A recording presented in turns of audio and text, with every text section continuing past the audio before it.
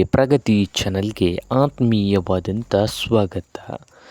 ಈಗ P M Kisan ಯೋಜನೆಯಲ್ಲಿ ರೈತರಿಗೆ 50% ಸಬ್ಸಿಡಿಯಲ್ಲಿ ಟ್ರ್ಯಾಕ್ಟರ್ಗಳ ಖರೀದಿಗೆ ಸಿಗ್ತಾ ಇದೆ.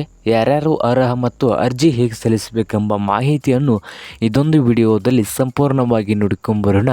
ಇನ್ನು ಯಾರು ಹೊಸ ಚಾನಲ್ ನೋಡ್ತಾ ಇದ್ದರೆ ಸಬ್ಸ್ಕ್ರೈಬ್ ಆಗಿ. ದೇಶದ ರೈತರನ್ನು ಸ್ವಾವಲಂಬಿಯಾಗಿ ಮಾಡಲು ತಾಂತ್ರಿಕವಾಗಿ ಬಲಪಡಿಸುವ ಕೇಂದ್ರ ಸರ್ಕಾರವು ಹಲವಾರು ಯೋಜನೆಗಳನ್ನು ಜಾರಿಗೆ ತಂದಿದೆ ನೋಡಿ ರೈತರೇ. ಅವುಗಳಿಗೆ ಕಿಸಾನ್ ಟ್ರ್ಯಾಕ್ಟರ್ ಯೋಜನೆಯು ರೈತರಿಗೆ ಆಧುನಿಕ ಕೃಷಿಗೆ ಅಗತ್ಯವಾಗಿದೆ ಸಂಪನ್ಮೂಲಗಳನ್ನು ಒದಗಿಸುವ ನಿಟ್ಟಿನಲ್ಲಿ ನೋಡೋದಾದರೆ ಒಂದು ಪ್ರಮುಖ ಹೆಜ್ಜೆಯಾಗಿದೆ. ಈ ಯೋಜನೆ ಮೂಲಕ ರೈತರಿಗೆ ಆರ್ಥಿಕ ನೆರೆ ಕಡಿಮೆ ಮಾಡಲು ಕೃಷಿಯ ಕೆಲಸವನ್ನು ಸುಲಭವಾಗಿಸಲು ಸರ್ಕಾರವು ಟ್ರ್ಯಾಕ್ಟರ್ ಖರೀದಿಗೆ ಆರ್ಥಿಕ ನೆರವು ನೀಡಲಾಗುತ್ತಿದ್ದು, ಈ ಹಿನ್ನೆಲೆ ಕಿಸಾನ್ ಟ್ರ್ಯಾಕ್ಟರ್ ಯೋಜನೆ ಇದರಿಂದ ರೈತರಿಗೆ ಏನೇನು ಪ್ರಯೋಜನಗಳಿವೆ ಎಂದು ನೋಡ್ಬೋದು ರೈತರೇ. ಏನಿದು ಪ್ರಯೋಜನ ಅಂದರೆ, ಕಿಸಾನ್ ಟ್ರ್ಯಾಕ್ಟರ್ ಯೋಜನೆಯು ಕೇಂದ್ರ ಸರ್ಕಾರ ಜಾರಿಗೆ ತಂದಿದೆ ಒಂದು ಪ್ರಮುಖ ಯೋಜನೆಯಾಗಿದ್ದು, ಭಾರತ ರೈತರಿಗೆ ಆಧುನಿಕ ಕೃಷಿ ಉಪಕರಣ ಸುಲಭವಾಗಿ ಹೊಂದಲು ಗುರಿ ಹೊಂದುವ ಕೃಷಿ ಆಗಿದೆ.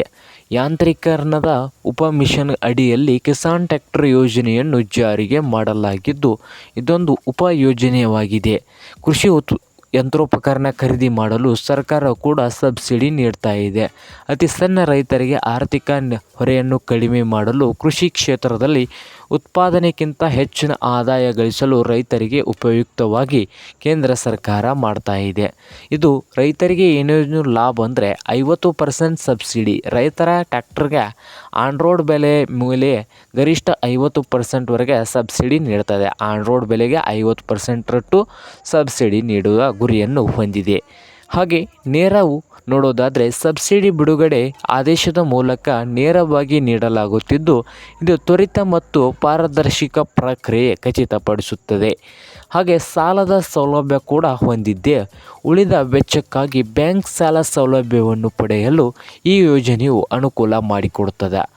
ಈ ಕಿಸಾನ್ ಟ್ರ್ಯಾಕ್ಟರ್ ಯೋಜನೆ ಬಂದು ಬ್ಯಾಂಕ್ನಲ್ಲಿ ಸಾಲ ತಗೊಳ್ಳಲು ಕೂಡ ಅನುಕೂಲ ಮಾಡಿಕೊಡುತ್ತದೆ. ಉತ್ಪಾದಕತೆಗಿಂತ ಹೆಚ್ಚಿನ ಆದಾಯ ಅಂದರೆ ಯಂತ್ರೋಪಕರಣಗಳಿಂದ ಉಳುಮೆ, ಬಿತ್ತನೆ, ಕಟಾವು ಎಲ್ಲವೂ ಸಲೀಸಾಗಿ ರೈತರಿಗೆ ನಡೀತಾ ಇದೆ. ಇದಕ್ಕೆ ಯಾವುದೇ ಜಾತಿಯ ನಿರ್ಬಂಧ ಕೂಡ ಇಲ್ಲ. OBC ಮತ್ತು SC/ST ಎಲ್ಲ ವರ್ಗವರೆಗೆ ಮುಕ್ತವಾಗಿದೆ. ಕಿಸಾನ್ ಟ್ರ್ಯಾಕ್ಟರ್ ಯೋಜನೆಯು ಸಣ್ಣ ರೈತರಿಗೆ ಬೆಂಬಲವನ್ನು ಕೊಡುತ್ತದೆ. ಹಾಗೆ ಇದಕ್ಕೆ ಬೇಕಾದಂಥ ಅರ್ಜಿಯ ದಾಖಲಾತಿಗಳನ್ನು ನೋಡೋದಾದರೆ, ಅರ್ಜಿಯು ಭಾರತದ ನಿವಾಸಿಯಾಗಿರಬೇಕು. ರೈತರ ವಾರ್ಷಿಕ ಆದಾಯ 2 ಲಕ್ಷಕ್ಕಿಂತ ಕಡಿಮೆ ಇರಬೇಕು. ಈ ಹಿಂದೆ ಅರ್ಜಿದಾರರು ಟ್ರ್ಯಾಕ್ಟರನ್ನು ಸಬ್ಸಿಡಿಯಲ್ಲಿ ಪಡೆದಿರಬಾರದು. ಒಂದೇ ಕುಟುಂಬಕ್ಕೆ ಈ ಯೋಜನೆಯು ಒಂದು ಟ್ರ್ಯಾಕ್ಟರ್ ಸಬ್ಸಿಡಿ ಮಾತ್ರ ಲಭ್ಯ. ಅರ್ಜಿದಾರರು ಮಾನ್ಯವಾದ ಭೂ ದಾಖಲೆ ಅಥವಾ ಕೃಷಿ ಮಾಲೀಕತ್ವದ ಪುರಾವೆ ಹೊಂದಿರಬೇಕು.